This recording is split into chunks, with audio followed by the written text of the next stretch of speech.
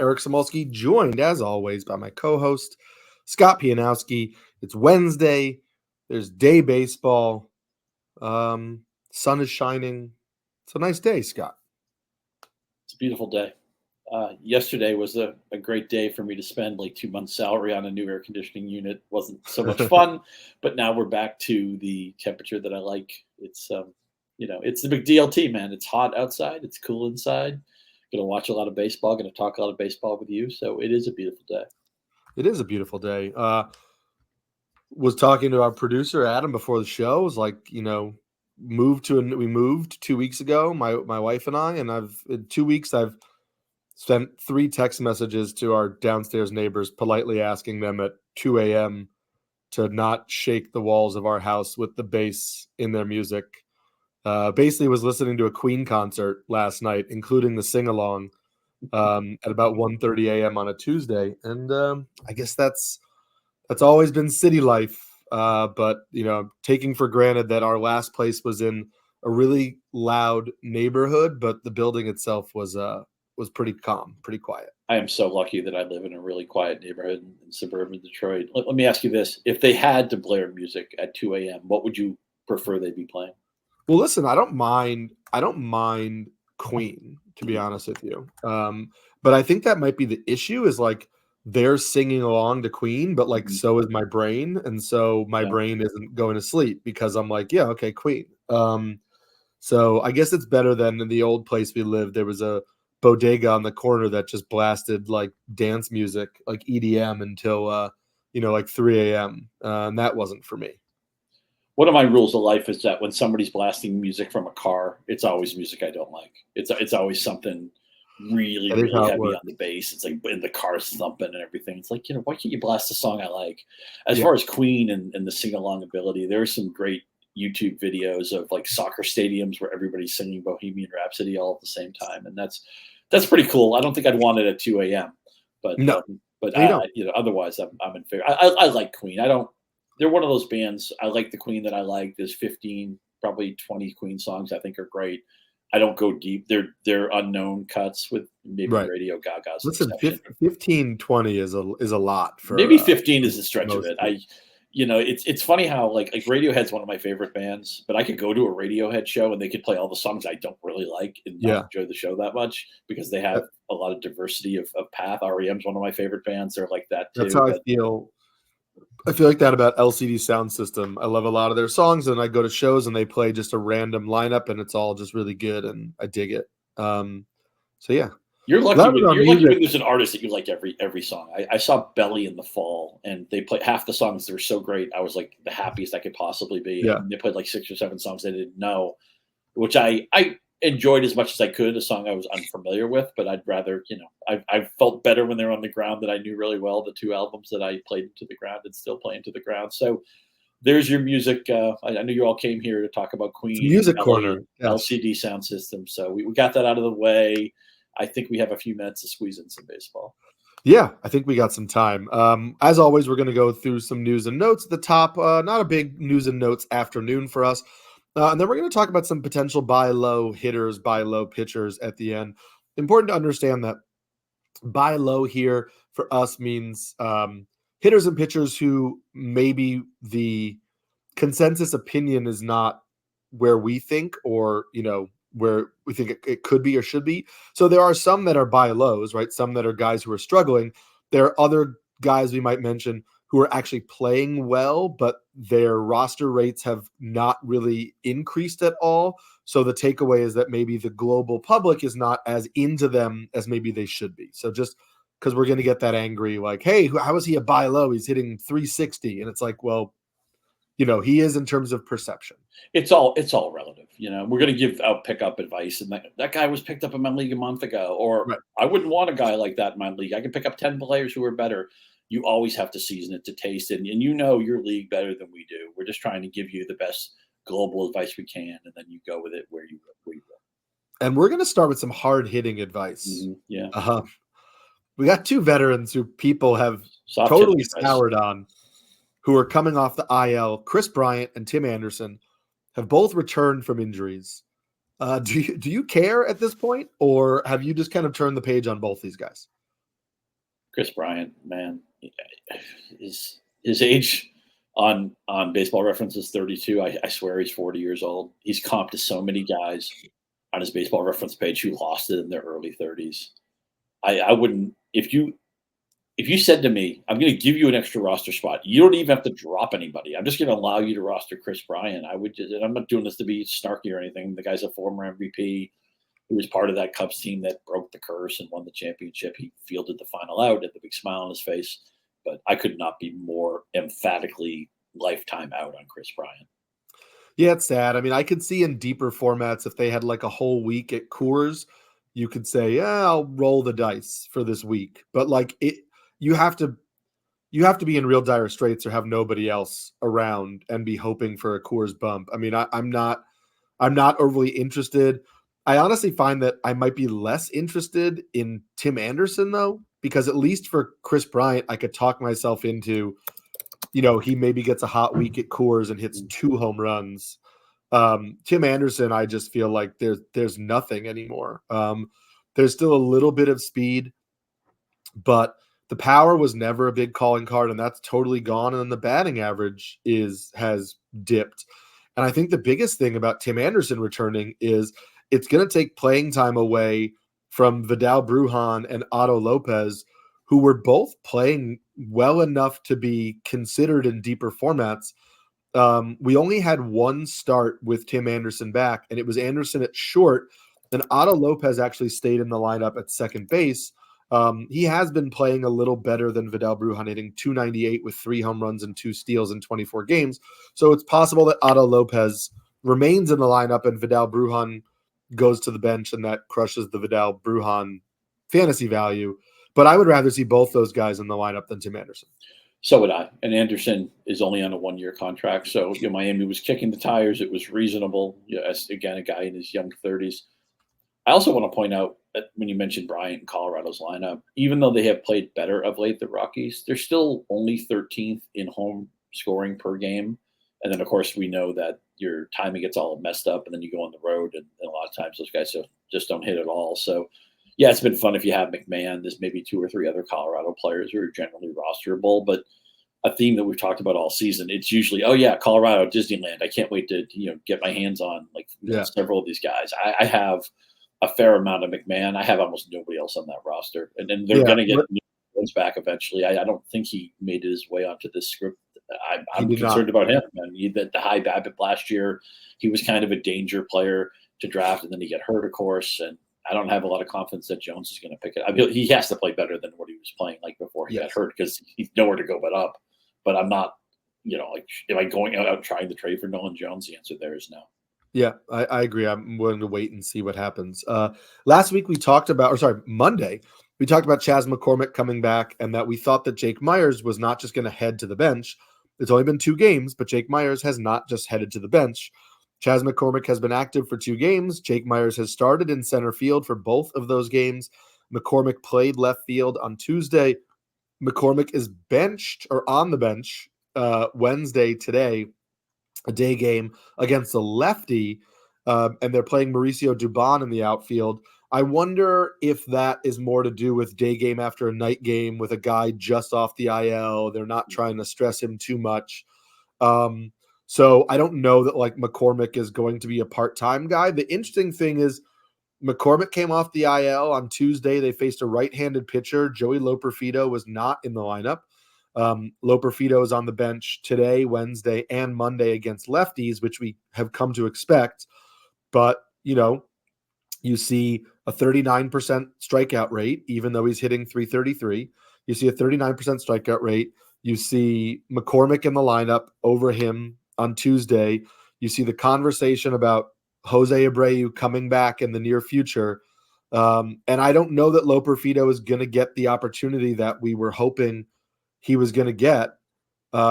Because, listen, it's only been 43 plate appearances, and I know he has no barrels, and the strikeout rate is almost 40%.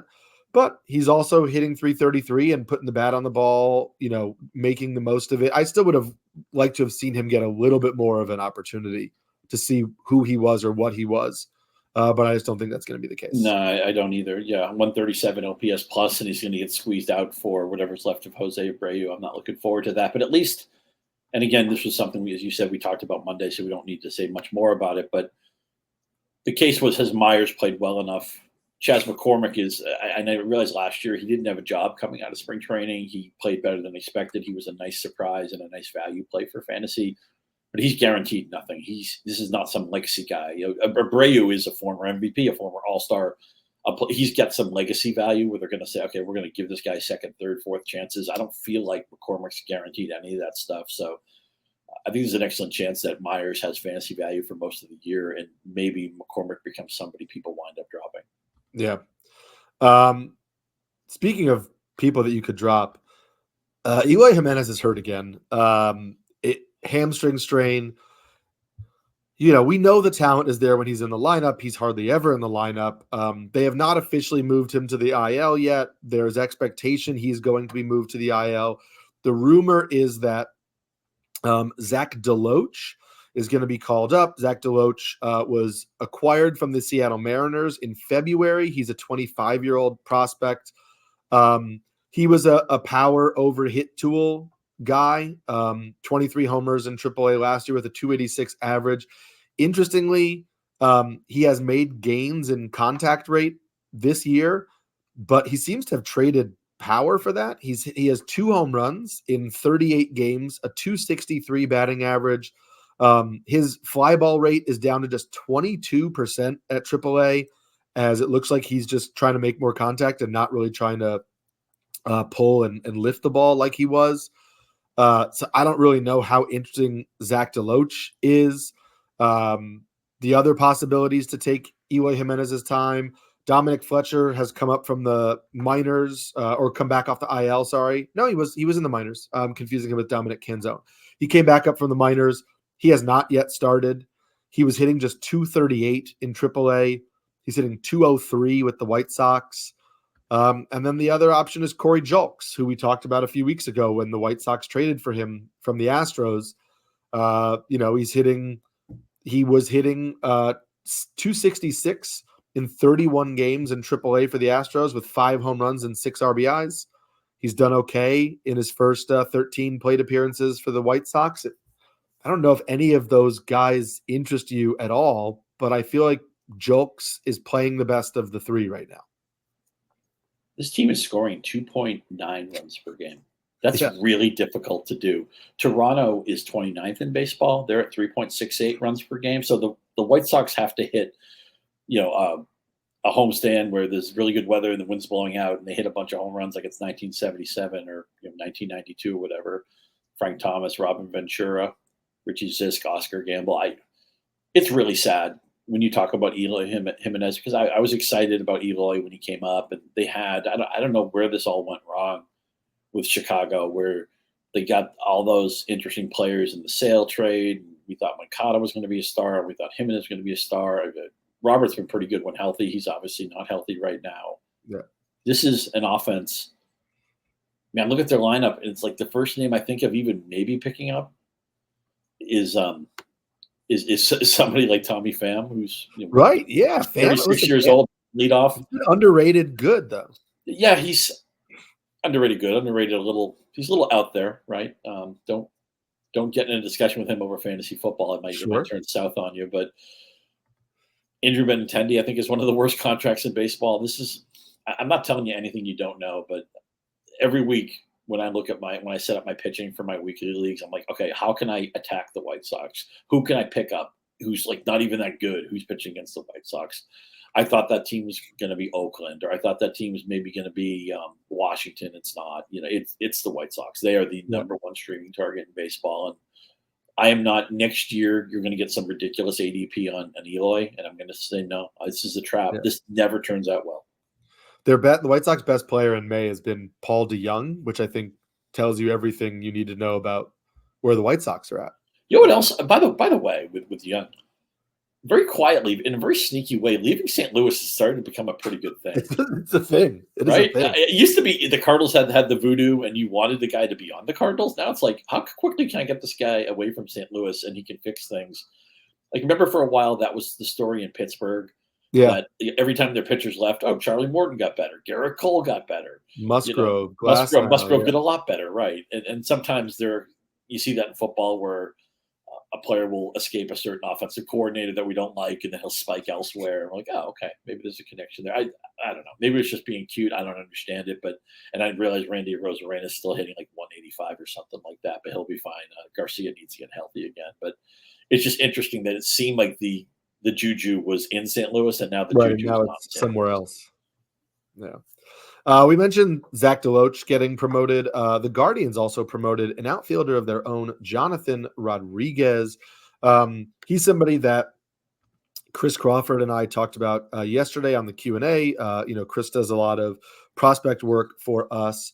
Rodriguez is a power first hitter, 7 home runs, 4 stolen bases in 43 games at AAA this year with a 276 batting average.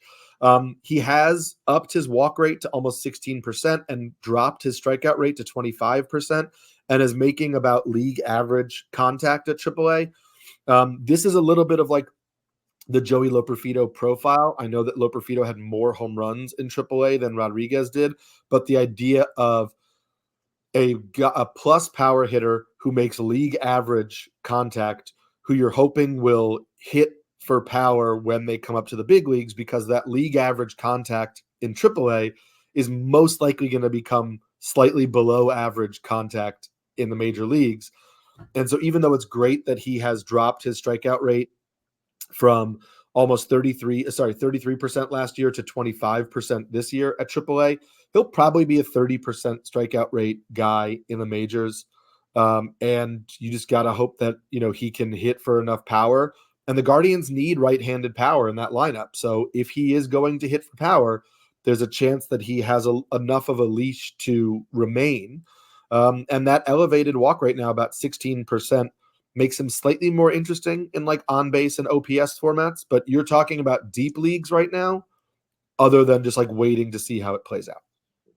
Yeah, my one concern here, Cleveland, a platoon heavy team, and they have the right pieces where they could easily put Rodriguez in the short side of a platoon. So he'd probably have to hit his way onto my team. And if I don't get him, I don't get him. I think that's fair. I defer, and I'm glad you mentioned Chris Crawford. He's one of my favorite minor league analysts, and he knows, especially when we're talking about guys who aren't. Everybody has an opinion on Paul Skeens, right? Everybody knows what the top prospects are. Everybody knows who Jackson Holiday is, and what frustrating 2 weeks that was, but he'll be back eventually. He's still just 20 years old.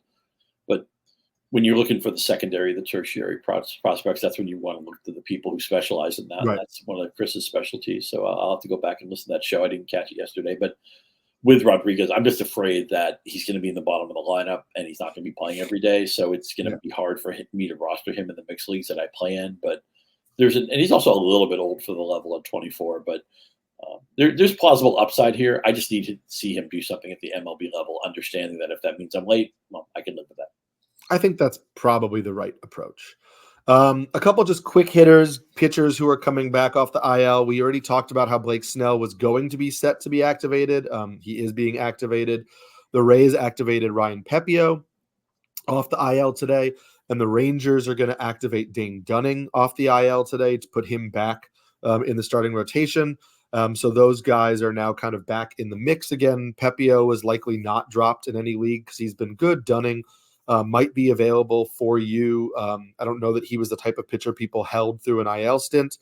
Our boy Reese Olson, who was struck with a 102-mile-an-hour comebacker on Monday, is scheduled to throw a bullpen on Thursday. As of now, the Tigers are saying that he's going to make his next start in the rotation. So it looks like we might not have to put Reese Olson on the IL or get rid of Reese Olson. And I wanted to talk to you about Tylor Megill very briefly, who we mentioned on Monday because he was going to come up and start on Monday. And his first start was against the Guardians, and he was actually pretty good. 2 earned runs on 4 hits in 5 innings, struck out 7. He did have a 30% whiff rate, so 13 whiffs on 44 swings. Got a decent amount of whiffs on the cutter and that splitter, the American spork, as he calls it, which is a new pitch for him this year. The CSW was, pretty average, 26%, because he doesn't throw a lot of pitches for strikes, including the splitter, which got a lot of whiffs, but had a 9% zone rate. 9%. 9% of his pitches were in the strikes. 9% of his splitters were in the strike zone. Now we know splitters as a pitch are designed to fall below the strike zone, but that's an aggressive amount. I'm curious if you have any interest in Tylor Megill now that we saw him come back and do pretty well against a solid offense. Yeah, some interest. The strikeouts were there. The velocity was there. It's a decent pitching environment. He's somebody who at least I would put into the preferred streamer pile. I also want to mention Dunning in passing. I find his profile fascinating because he's throwing in the low 90s, but he spiked his strikeout rate. He's actually walking a lot more guys this year too. And so I wonder what he's done in 7 starts. That I just see strikeout numbers from him we've never expected. I mean, he's the classic pitch to contact guy. And I thought it was interesting that I recently realized I knew Mike Maddox was in the Texas organization. I didn't realize also Greg Maddox was, I guess he's a consultant or. I didn't either. Yeah, he's on the masthead somewhere. And I was talking to some people backstage about the state of pitching and how do you succeed without throwing max effort and all this stuff. And I read some old articles in Sports Illustrated about Greg Maddox back in his heyday, and the whole idea was he was a little bit overlooked as a prospect, even though he was a second-round pick. He had unbelievable mechanics. When Max was coming up, the first guy with any intel looked at him and said, "Don't change your mechanics. You have perfect mechanics." But Maddox was always saying, "I'm never trying to max out on any throw. It's all about location. It's all about the changing of the speeds." And then my thought was I would try to get to solve pitching. I would try to get all the Maddoxes together and all the James Andrews together, get these guys all on an island for a week and try to figure out how we can get people to succeed like Logan Webb succeeds right now, and maybe not chase the guys who throw in the high 90s. And so I wondered now, knowing that Greg Max is part of the Texas organization, again, it's he's a consultant. He's not making their draft picks. Right. But I wonder if maybe I'll have to look a little bit deeper into this. I wonder if they're more open-minded to a Dane Dunning who throws 90, 91 miles an hour. Obviously, they threw a big contract like DeGrom. It's not like they don't want guys who throw hard. Max Scherzer's on the team. But I wonder if maybe they're an organization that's more open-minded to that type of guy. And did Dunning interest you at all? I know he's kind of a weird profile. Last year, he outkicked his ERA. This year, the ERA is actually worse than it should be.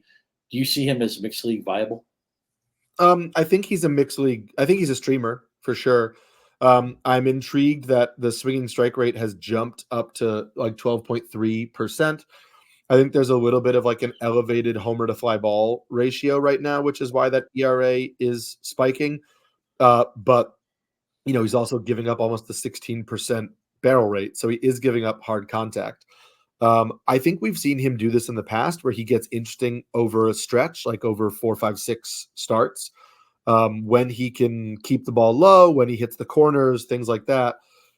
So in that park too, which is a good park for pitching, and in that lineup, which should get him a decent shot at wins, I'm happy. Dane Dunning is one of the guys I look at in, streamers as a streamer in 15-team leagues primarily, but 12-teamers, I could see if he's getting a particularly plus matchup, I'm happy to pick him up against kind of the lower third teams. So it sounds like we're probably in agreement. He's that preferred streamer, that he's one of the first names you look at. There's certainly teams you would not pitch him against. So I think we're on the same page here. Yeah. We're going to see if we're on the same page with some of these buy low hitters. But before we do that, get ready for the greatest spectacle in racing this Sunday. The world's fastest drivers go head-to-head for a chance to claim their place in racing history. It's the Indianapolis 500, beginning at 11 a.m. Eastern only on NBC and Peacock. Let's hope the weather complies for the Indianapolis 500, 11 a.m. Eastern only on NBC and Peacock. You know what that means? It means if that's Sunday, that means Monday's Memorial Day. And I've been looking at the standings already. But Memorial Day has often been seen as the day where you first look at the standings and take them seriously. So I think now you should know if your team's good, if your team isn't good, if you can play proactively, if you have to play reactively. I think you should have a good sense of that right now. Yeah. And if your team isn't good or you need to be reactive, remember, it's still too early to give up. You can still make up ground. Never give up. Don't give up. Don't ever give up. It's competitive. That, right? And maybe we don't want to give up on some of these hitters. I created a leaderboard. We did this earlier in the year, but I created a leaderboard of some stats that I like: barrel rate, chase rate, otherwise known as O-swing, swinging strike rate, overall contact rate, and I sorted by just March. So May. Sorting by March would have given us nothing. I sorted by just May. And the idea is like, what are the hitters over the last 3 weeks that maybe aren't producing the surface level stats we want, but are doing things we like hitting the ball hard, not swinging and missing, not making bad decisions outside of the strike zone. And the first guy I want to talk about is Corey Seager. Corey Seager's hitting 261 in 81 plate appearances in May, which is low for Corey Seager. And you hear a lot of talk about his, mediocre triple slash. But in May, he does have 5 home runs with a 20% barrel rate, a 13.6% walk rate, and just a 10.8% swinging strike rate. I feel like, given that the power is starting to come, I think we're going to see a hot stretch from Corey Seager. He's not getting himself out. I understand he struck out 4 times last night on Tuesday night. The strikeout rate is still below 20% on the year, so he's not like swinging and missing at an egregious amount. And we talked about that low swinging strike rate in May. So if people are concerned about Corey Seager, I'm happy to buy in. I still think he's going to end up like around 290 as a batting average. And I could easily still see him pushing, 30 home runs. He already has 7. So I'm in if people don't like what they're seeing. When the Rangers won the World Championship at the end of October, you could have made the case that at that moment in time, if you had an at-bat for your life, Corey Seager would be the guy you wanted up at the plate. Just there's no right way to pitch him. He spits on the bad pitches. He crushes pitches in the zone. He missed a decent chunk of time in spring training. So this slow start is totally to be expected, or at least it can be rationalized away. It can be explained away. I don't know how easy it would be to get Corey Seager under market, but I'll tell you what, if there's even the tiniest, you're paying 90% on Seager. Yeah, I'm in, man. I go get Corey Seager. Yeah, that's the thought. It's like everybody already says, okay, he gives you nothing in speed, right? So he's a 4-category hitter to begin with. You planned on that. You already knew that, right? Exactly. You knew that going in. And if the person who has Seager in your league is now looking at a full, it's more than a month, but is looking at, a month and a half of like a triple slash, he's hitting 246 on the season. So if that person has any doubts about him being like a plus batting average asset, he might be saying, okay, Corey Seager's still going to hit a decent amount of home runs, but I'm getting no steals. Maybe I'm not getting the average I thought I was. So nobody is like giving him away, but you might be able, let's say you somehow lucked into like a surplus of pitching. You might be able to get Corey Seager for a pitcher that went 2 rounds after him, early on in the year, right? What if you could flip a Chris Sale for a Corey Seager, right? Chris Sale has started off red hot. Love that. But we still have some injury concerns. We don't know how many innings he's going to go. But what if the guy who has Corey Seager really needs pitching and looks at how good Chris Sale is doing and says, let's make a move? Or, or maybe there's some additional pieces, but that's the crux of it. So that's the kind of move I'm talking about. Not like you're going to get Corey Seager for, like, hey, I'll give you like Josh Naylor and you give me Corey Seager. Like that move isn't going to happen. Right. Yeah. We're trying. My dog Abby is barking, so she's obviously in favor of a Sale for Seager deal. We always try to come to this with the understanding that you're in a competitive league, right? If people in your league will make dumb trades, you don't need us. You just go get their entry fees up front, make dumb trades with them all season and repeat until rich. But we're trying to appeal to the people who need to maneuver against other skilled managers.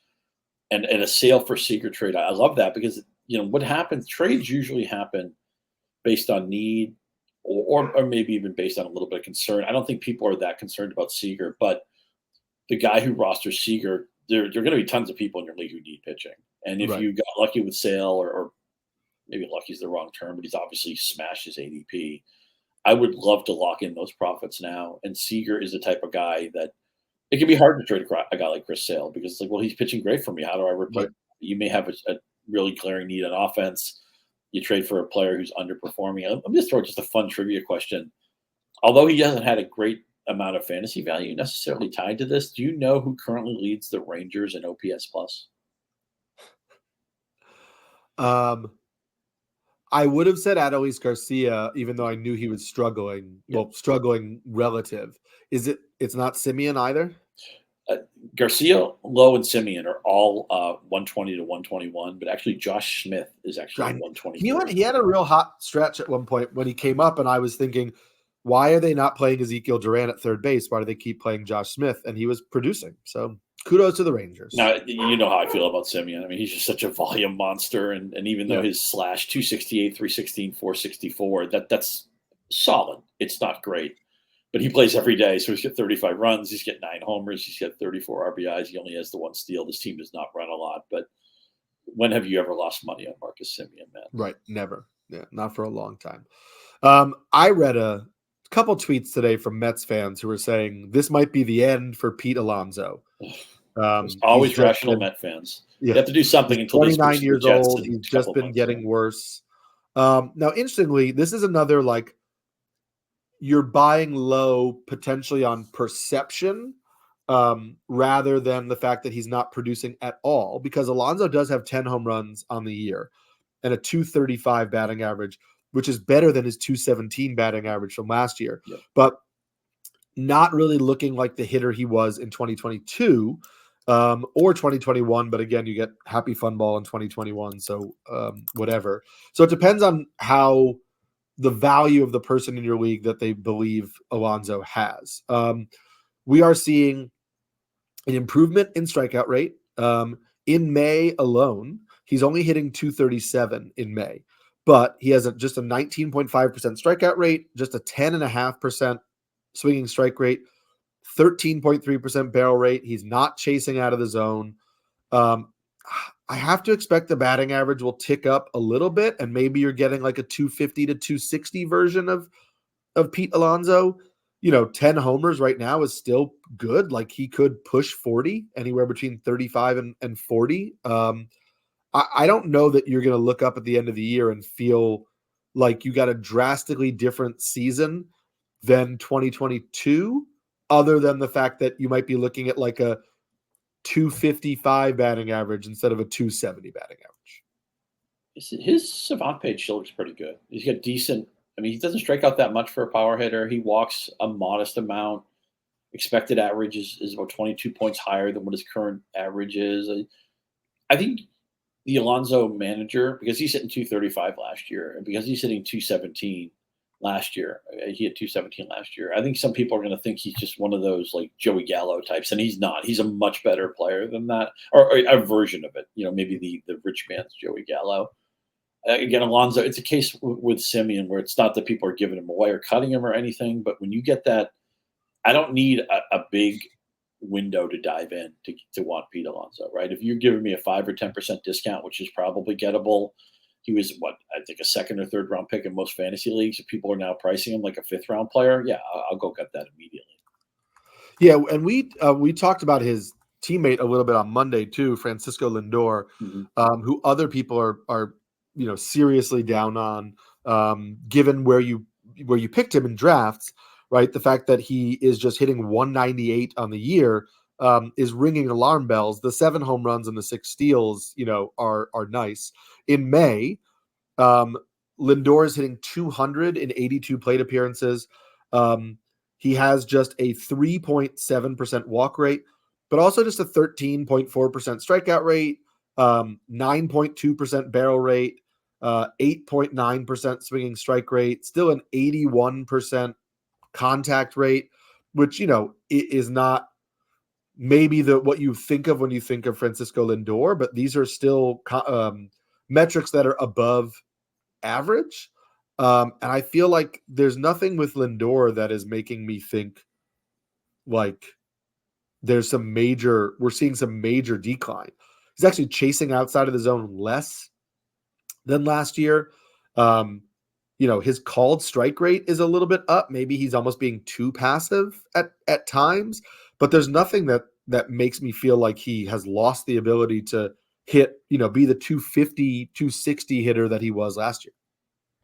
I never know what to make of these stats. but they're consistent enough in Lindor's career that I'm going to mention this. His best career month is July. His second best career month is September. His third best career month, I'm going off OPS here, is August.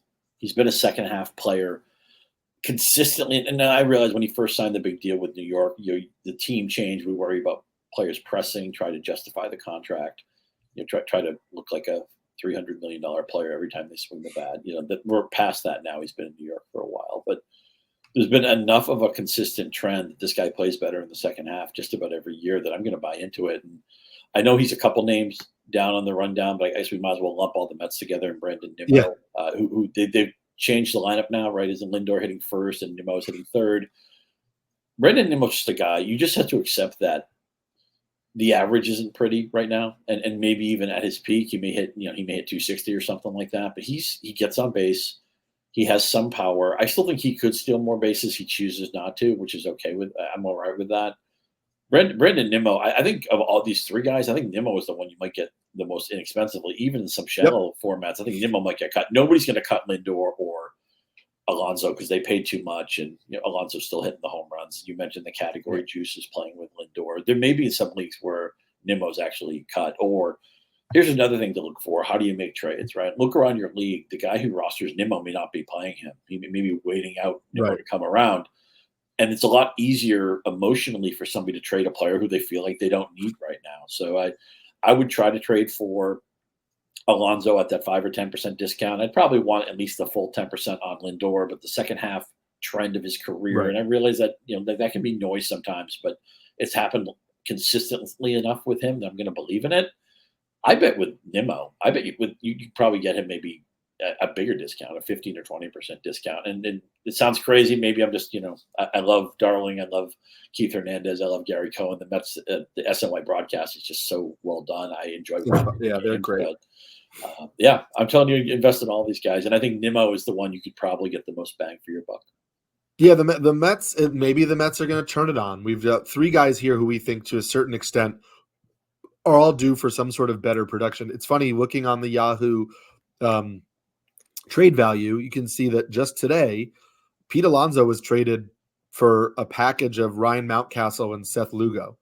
So you want to talk about like taking a hot start pitcher and a solid but not exceptional bat and saying, all right, let me try to get Pete Alonso.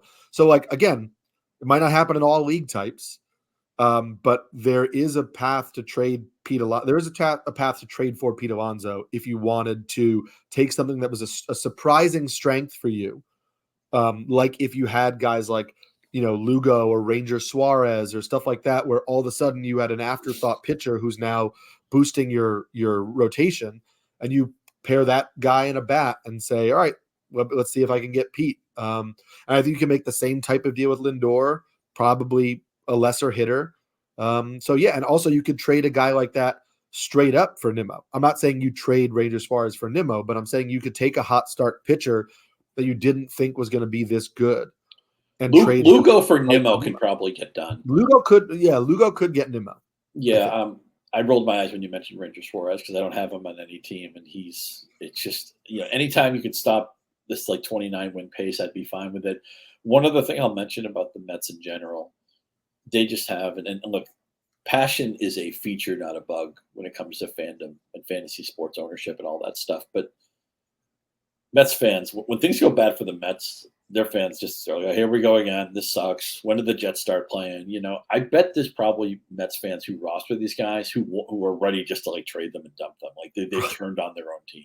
It's just one of those fan bases that's wired that way. There's a lot of fans that, especially here in New York, where we're just super critical of our own teams. Right. I mean, they start booing Giancarlo Stanton. He was with the team for 10 seconds. It's like, okay, we're done with this guy. Aaron Judge get booed 2 weeks ago. He had a 4 strikeout game. The fans. I mean, Aaron Judge, you should bow at that guy's feet, man.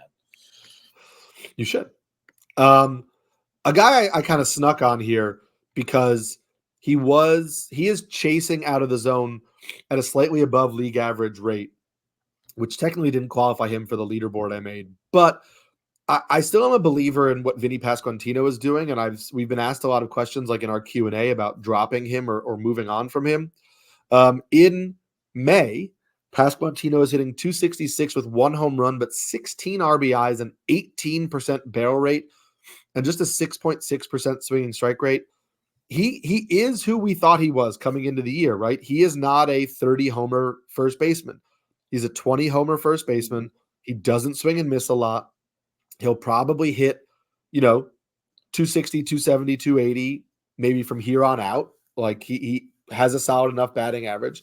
That Royals offense is potent enough where he's got 16 RBI in a month because, they're scoring runs.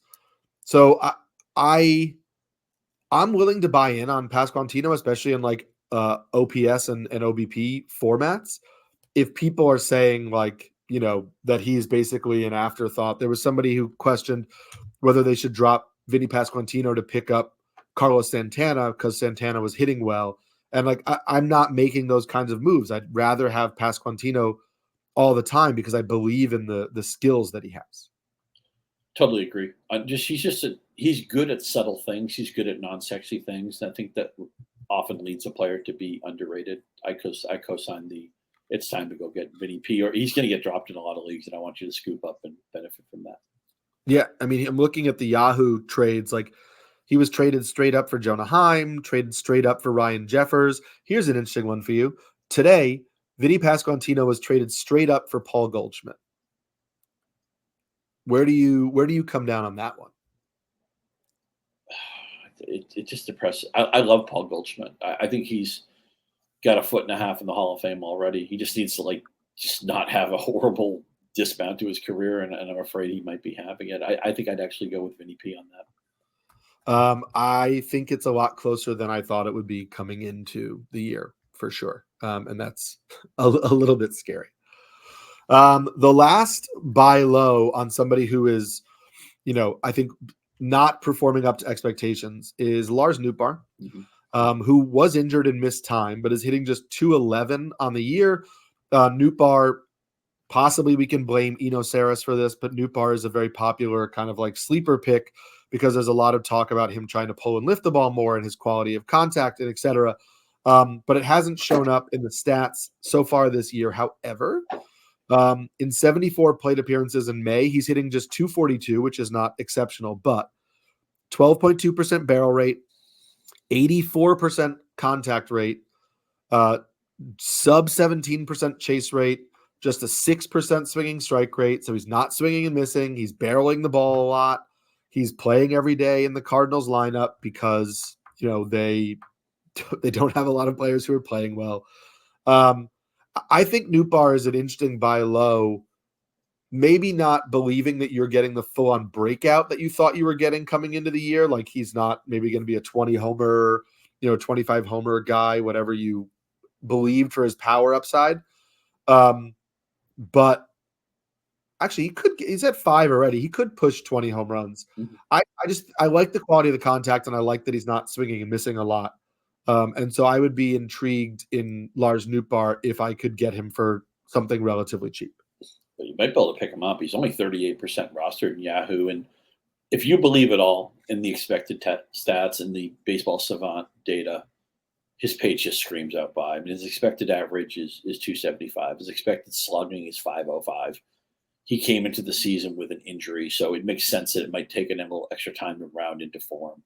Everything, every metric, every slider here, and look, these things aren't perfect. They're going to, at the end of the year, they're going to be guys who underperform their expected stats. It's, but this guy's earned. Nootbaar has earned. He shouldn't be hitting 211 right now. He should be hitting for a plus average. He's hitting for a lower average. He should be slugging over 500. He's slugging under 400, and he's walking a lot. He's not striking out that much. He's putting the ball in play. This is a screaming unlucky case, and I can't believe he's this freely available in the. If as long as your league plays 4 outfielders, and I realize some leagues only play 3, and that may be part of why he's at that 38% tag. He should be rostered everywhere, and I would love to. And he's also the kind of player. How do you trade for Lars Nootbaar when there's a trade that you're working on and it's not finished yet? He's the perfect guy you get thrown in, where the other player, your opponent, isn't even putting that big of a value on him, and you somehow get Nootbaar thrown into the deal for almost nothing. It is the right. This is a screaming go get him. Go get him.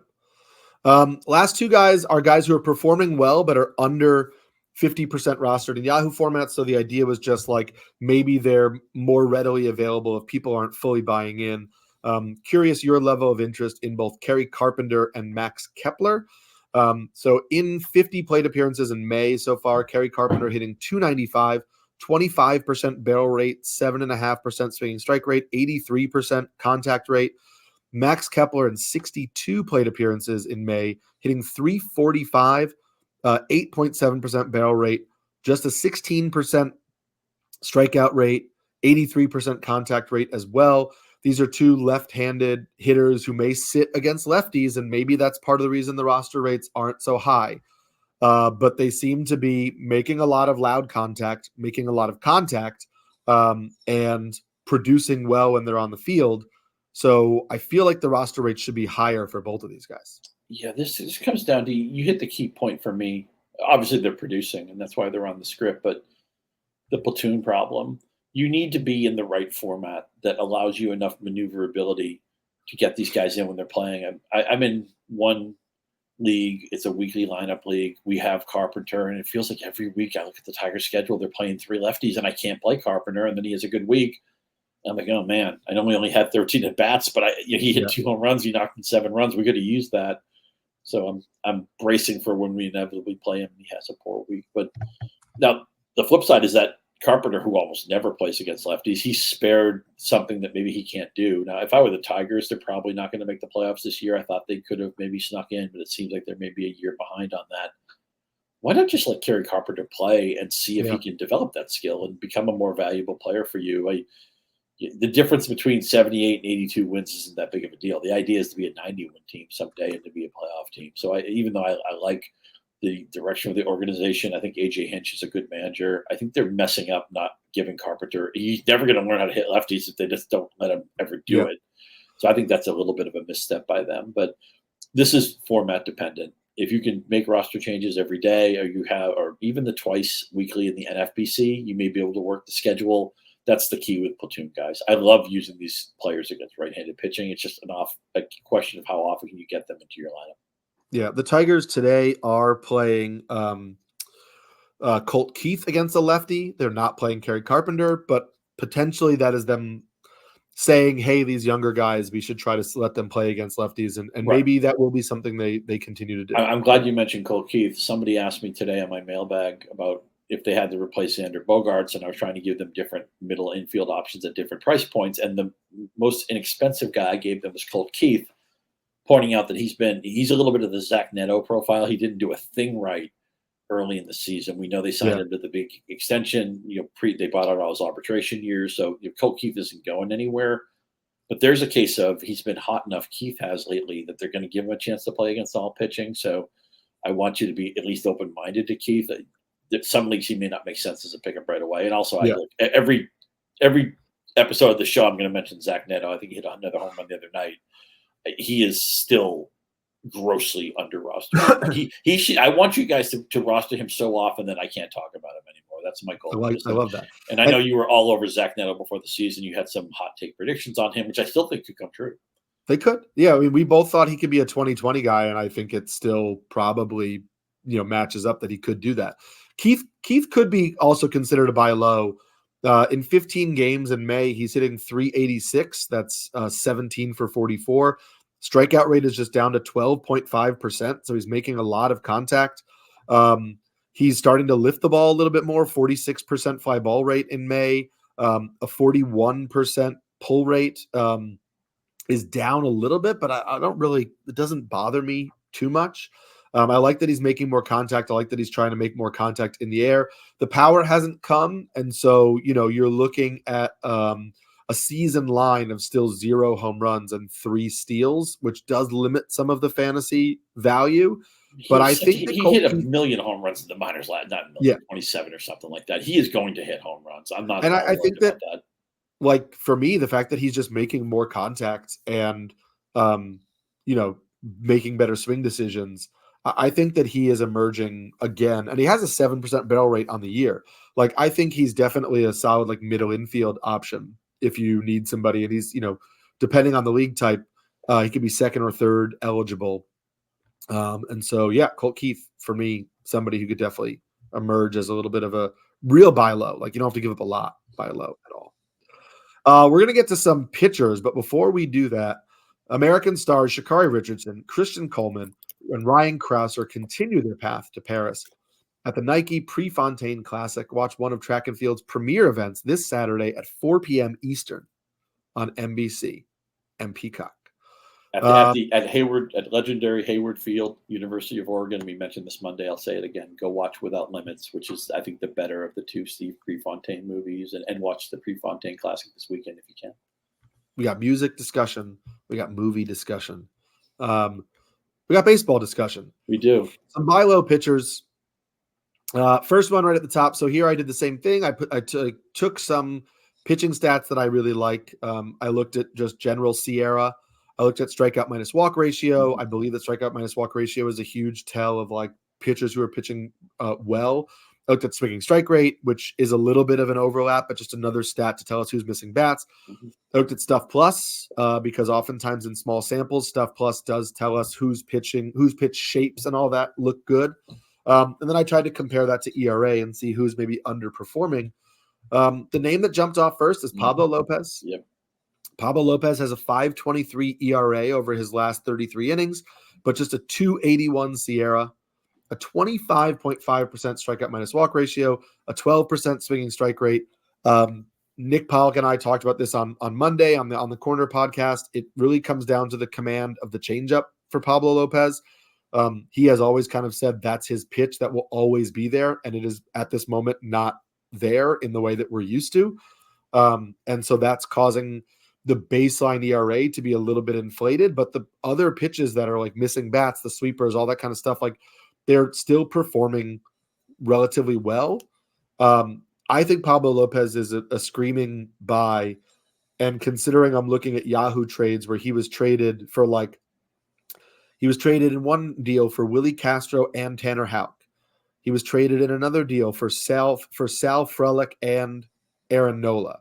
Like those are deals I'm making for Pablo Lopez all day and every day. And so if somebody is panicked on Pablo Lopez, it might not be a bad idea to float like a hot pitcher and a bat to see if you can get Pablo Lopez.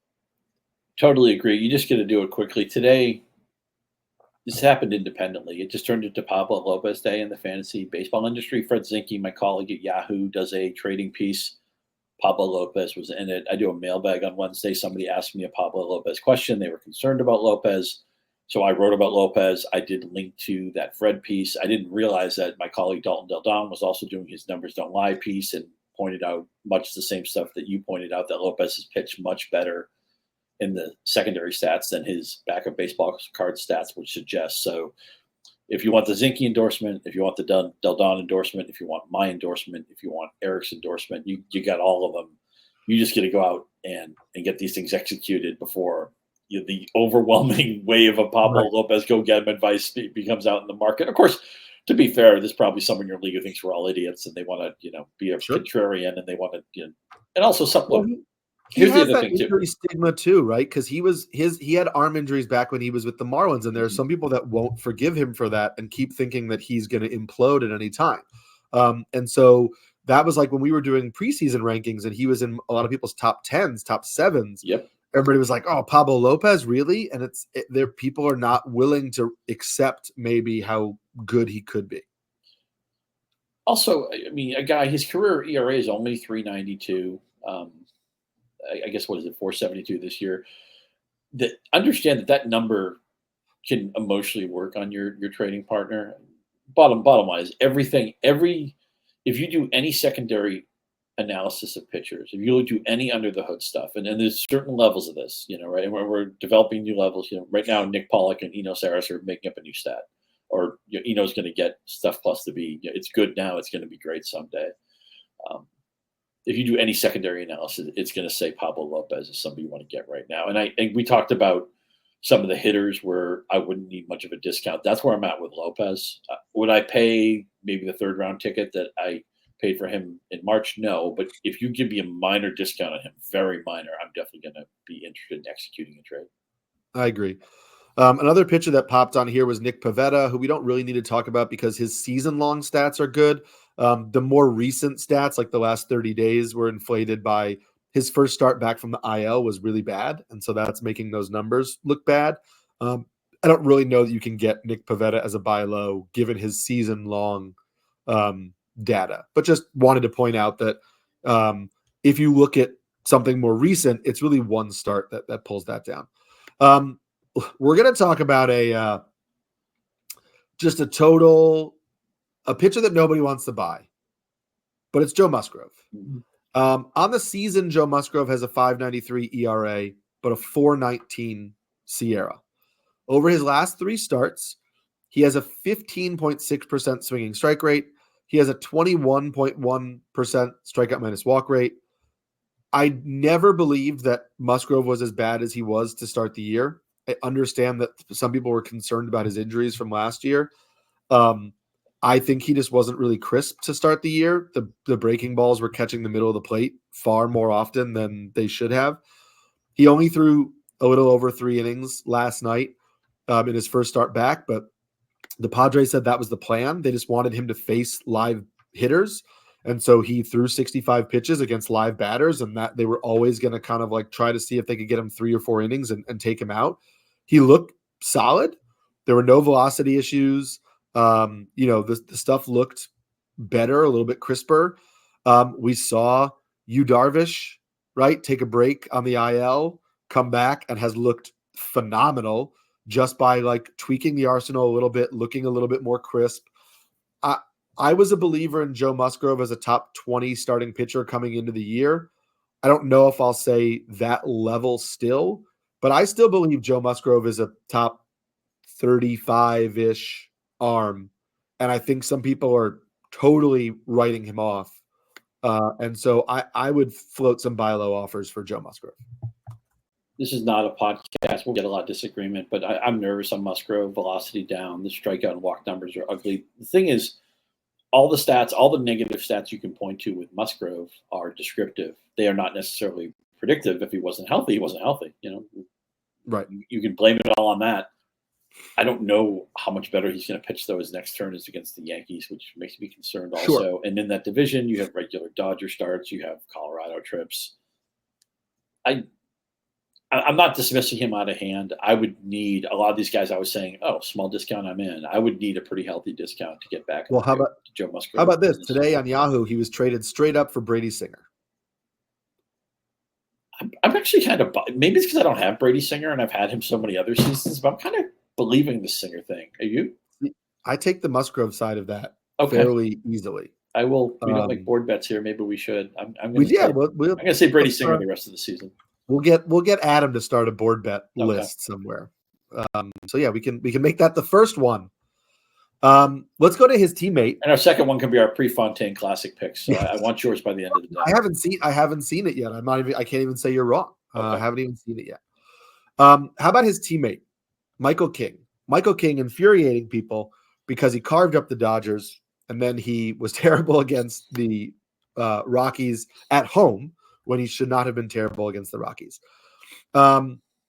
Over his last 27 innings, he has a 5.27 ERA, but just a 3.65 SIERA, 17.1% strikeout minus walk ratio, 12.1% swinging strike rate.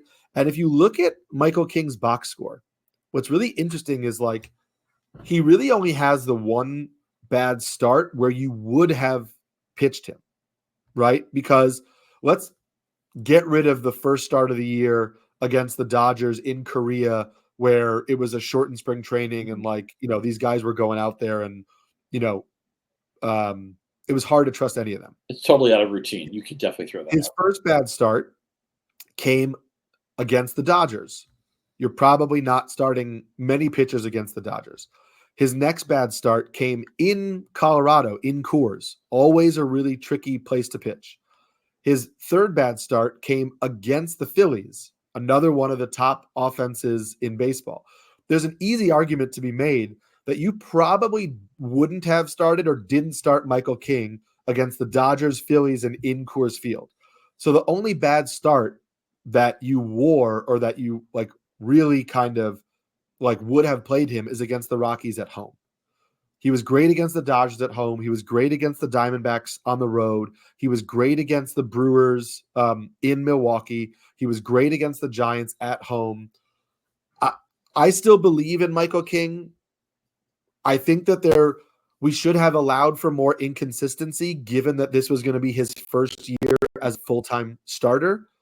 And so I think us just saying, oh, and I had skepticism too. I wasn't just saying, hey, let's take what he did at the end of the year with the Yankees and just put that in the rotation.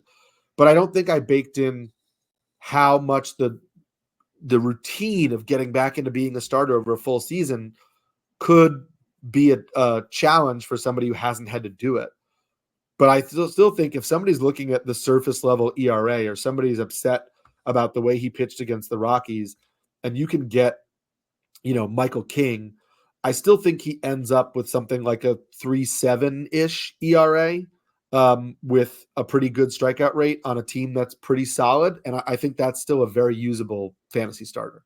I do think those are in play for him as targets, but he's got right now, he leads the majors in most homers allowed. His walk rate has spiked. He was a hard guy to analyze, as you mentioned. He has a small sample with the Yankees starting the end of last season. It was too good to be true. What does he do as a completely full-time starter? And because he's walking so many guys, I just see you're going to get a lot of 5 1/3 starts, 5 1/3 innings, 5 2/3 innings, 5 innings. It's hard to get wins that way. I don't think his ERA is going to be anywhere better than mid-3s, high 3s. And that's kind of what his range is, where I think he was drafted, where he's going to be better than that. I would take him at a significant discount, but honestly, I think I only have one share of Michael King. I'm not even sure if it's a trading league or not. If I could get out of the Michael King, there's another case where if I could trade Michael King for Brady Singer, I think I would do it. I'm just afraid he's not efficient enough right now. And also when he needs to come in and throw strikes, he's just allowing too many home runs. So I would still take King over Singer, and I see 3 1-for-1 trades that were made on Yahoo today. Michael King straight up for Ezequiel Tovar, Michael King straight up for Nolan Arenado, and Michael King straight up for James McArthur. And I see the case for taking Michael King in all of those. Obviously, McArthur has been very effective as the Royals closer. He's somebody you scooped up off waivers, so there's a chance you don't really need that other closer. And so somebody like a McArthur could be a decent trade chip for Michael King if you find yourself with a plethora of saves. And I would take Michael King, unless I really needed like a middle infielder, I would take Michael King over Ezequiel Tovar and Nolan Arenado. I don't think those guys are doing anything incredible offensively right now. And I think that they also have some really concerning skill sets. Like I know Tovar has 7 home runs and is hitting 280, and that's great. Nobody in baseball swings out of the zone more than he does. And that concerns me over the long term. Just be glad Javi Baez isn't on your television every night. It is really frustrating. I'll give you a really simple rule of thumb of how to handle the Michael King business, okay? If you want to get out of the King business, just wait till he has another big strikeout game. And he has 18 in his last 2 starts, so maybe you can do it now. But wait one more start. Wait till he gets like a 9 strikeout game, because that's coming at some point. He's a big strikeout pitcher. Boom, you're out.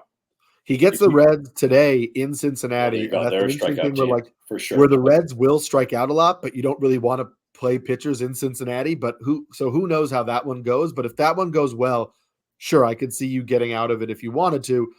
I might look at that as more confirmation bias. Well, this may also line up to my other idea. Okay, so getting out of the business, because we can't help but be slaves to recency bias with pitchers, because once all they have to do is have a start or two that doesn't go the way we want, we get all panicky. So you get that big strikeout game, you could get out. If you want to get in the Michael King business, just wait till the next time. This guy allows the most home runs in the majors right now. Wait until he allows a multiple home run game. It could come today against the Reds, who are certainly a team that can hit some home runs. Not to mention Ellie will probably steal like 6 bases against him, but whatever. I wonder if Ricky Henderson's nervous about that stolen base record. If you want to get Michael King, just wait until he allows 2 or 3 home runs in a game. I guarantee that will happen fairly soon. And then, as I always say, if you want to trade for any player, I don't care who it is. Maybe you can't be coy about the superstars. But if you want to trade for Michael King, you go to that Michael King manager and say, hey, I could use some pitching. Looks like you get pretty good depth. let him come to King. Don't identify King as the target. Let him slide him into the conversation. Yeah. I like that. The last name we'll add is just, we don't have to go over it because it's somebody we talked about on Monday, but Christian Scott pops here as somebody whose Sierra is well below their ERA, 18.3% strikeout minus walk ratio, 14.5% swing and strike rate. You and I talked about not being scared off by the one bad start against the Marlins. He's still under 40% rostered in Yahoo format. So clearly people are not fully buying in. In short, we're telling you to buy all the Mets. What a weird show. Maybe throw this show out. Who knows? But it looks like buy the Mets. Who's going to say? Well, I guess we'll see if the Mets have a hot streak. Remember this show on May 22nd. Who's your favorite all-time Met? Yeah. That's going to do it for us today. We'll be back on Monday. I think we'll be back on Monday. Actually, table that. We'll be back after the weekend for sure, one of those days, with a discussion of the waiver wire of the weekend that was. And we will, continue kind of looking at all through this. So yeah, next show is on Wednesday. Adam is letting us know. So Wednesday we'll do a little bit of a hybrid show for us. We'll look at some of the, the guys who have been hot over the last few weeks, look ahead. I'm doing an article coming out tomorrow on NBC Sports on pulled fly balls at this rate in the season, who should have more home runs based on, the pulled fly ball data. So maybe we could look at some guys that might be due for a power streak in the coming days. Check out Scott's Q&A, which he was just referencing. Make sure you read that. You can follow us on Twitter. I'm at Samsky NYC. Scott is at Scott_Pianowski. Please make sure to rate and review this podcast if you get a chance, because it really does help us. Enjoy your long weekend, and we'll see you next week on the Rotoworld Baseball Show.